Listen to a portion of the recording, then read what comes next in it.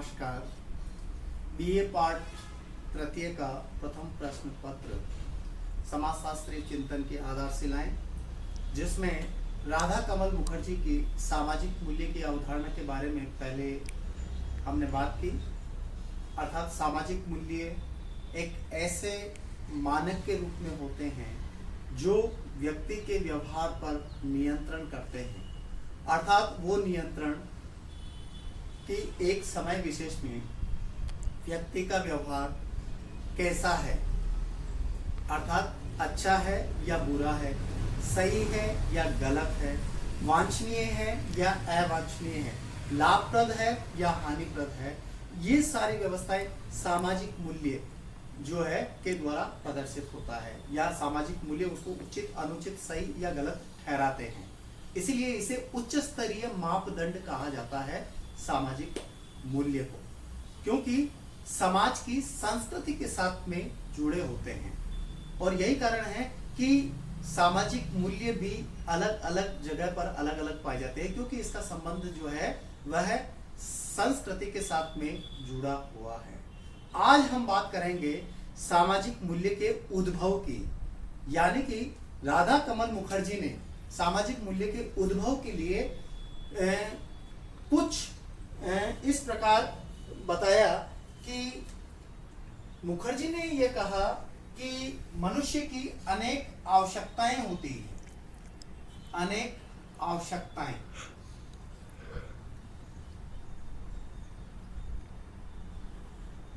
देखिए, आवश्यकताएं बहुत है। आप देखिए, मेन यानी मनुष्य की 3 मूलभूत आवश्यकताएं, रोटी कपड़ा और मकान तो है ही है, इसके अलावा भी अनेक आवश्यकताएं होती है। और इन आवश्यकताओं की पूर्ति के लिए जो है वह व्यक्ति दूसरे व्यक्तियों से संपर्क करता है,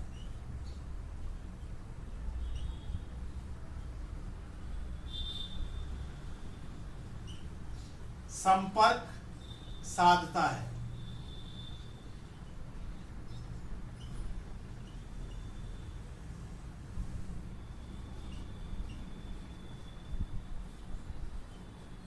मूल्यों का उद्भव तो वह यानी आवश्यकताएं हैं, क्योंकि प्रत्येक व्यक्ति हर आवश्यकता की पूर्ति अपने आप तो कर ही नहीं सकता है, उसे किसी न किसी रूप में दूसरे व्यक्ति पर निर्भर रहना पड़ता है। जैसे दुकानदार है, दुकानदार सारी वस्तुओं को जब तक वो बिक्री नहीं करेगा तब तक कोई मतलब नहीं, इसलिए ग्राहक का भी होना जरूरी है उसके लिए। तो ग्राहक के लिए भी दुकानदार की जरूरत है, दुकानदार के लिए भी ग्राहक की जरूरत है। मालिक है तो श्रमिक भी है, क्योंकि मालिक को श्रमिक की आवश्यकता है, श्रमिक को मालिक की आवश्यकता है। तो इस प्रकार एक दूसरे को आवश्यकता देखने को मिल रही है। राधा कमल मुखर्जी कह रहा है कि इन आवश्यकताओं की पूर्ति के लिए वह दूसरे व्यक्तियों से संपर्क साधता है, और इस संपर्क साधने के कारण जो है लोग परस्पर एक दूसरे का सहयोग करते हैं। परस्पर जब संपर्क साधते हैं और उसके बाद में परस्पर सहयोग करते हैं तो मूल्यों का जन्म होता है, सामाजिक मूल्यों का जन्म होता है। यहां पर वैल्यूज यानी मूल्य का निर्माण होता है, और यही मूल्य जो है सामाजिक व्यवस्था बनाते हैं। सोशल सिस्टम व्यवस्था किस प्रकार का मूल्य कैसा होगा, यह समाज की संस्कृति के ऊपर निर्भर होता है।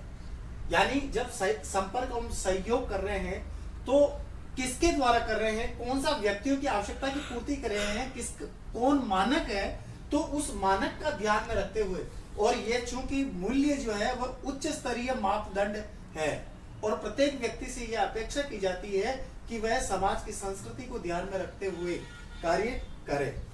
मूल्यों के कारण ही जो है समाज में व्यवस्था उत्पन्न होती है, क्योंकि ये समूह में एक रूपता जो है निर्मित करते हैं। कारण यह है कि समाज के सभी लोग इसका पालन करते हैं। जब हम मूल्यों के वर्गीकरण की बात करते हैं तो प्रत्येक क्षेत्र में प्रत्येक समाज में सामाजिक मूल्य पाए जाते हैं। और जहां तक मूल्य की बात करते हैं, मूल्यों के वर्गीकरण की बात करते हैं, तो यहाँ अलग अलग विद्वानों ने अलग अलग बात कही है। जैसे पेरी इन्होंने सकारात्मक, नकारात्मक, विकासवादी एवं वास्तविक, सकारात्मक, नकारात्मक, विकासवादी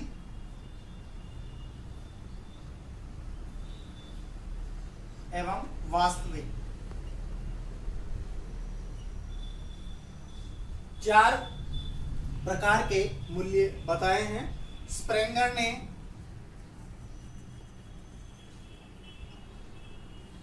सैद्धांतिक मूल्य,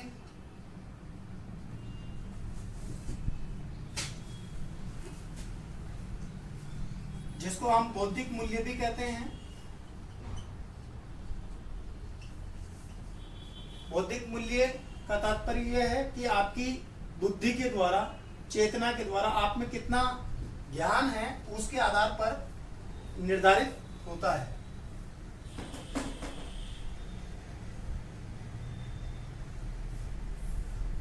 दूसरा व्यावहारिक मूल्य, तीसरा सौंदर्यात्मक,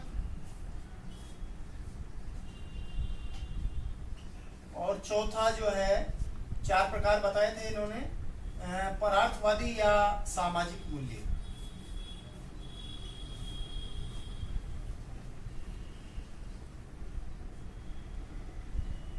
राधा कमल मुखर्जी ने साध्य और साधन मूल्य बताए हैं। साध्य और साधन मूल्य बताएं।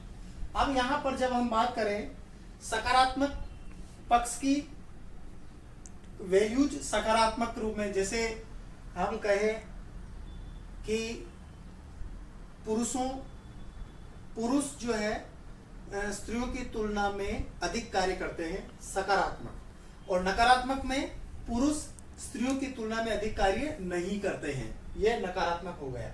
इसी तरह विकासवादी, वास्तविक भी वैल्यूज होते हैं। स्प्रेंगर ने सैद्धांतिक मूल्य, बौद्धिक ज्ञान, व्यावहारिक, सौंदर्यात्मक यानी सुंदरता से है कि कौन सुंदर है कौन असुंदर है, तो सुंदरता के साथ में जुड़ा है। सामाजिक मूल्य जैसा कि इसमें बताया गया है कि संस्कृति के साथ में जुड़ा हुआ है। यहां पर आर के मुखर्जी ने 2 प्रकार के वैल्यूज की बात की, साध्य और साधन मूल्य। वे लक्ष्य या संतुष्टियां हैं जिन्हें मानव तथा समाज जीवन तथा मस्तिष्क के विकास के लिए अपनाता है। मानव समाज तथा जीवन के लिए अपनाता है वह, यानी कि मानव समाज तथा जीवन के लिए अपनाता है, यानी लक्ष्य और संतुष्टियां, वो साध्य मूल्य कहलाता है। जबकि साधन मूल्य व्यक्ति और समाज साध्य मूल्यों को प्राप्त करने के लिए उन्हीं सेवा तथा उन्नत करने के साधन के रूप में काम में लेते हैं। उन्नत प्रविधियां, उन्नत करने के लिए, यानी इन्हीं चीजों को साधन के रूप में अपनाते हैं, उन्नत करने के लिए और अधिक विकसित करने के लिए काम में लेते हैं। आज तक बस इतना ही।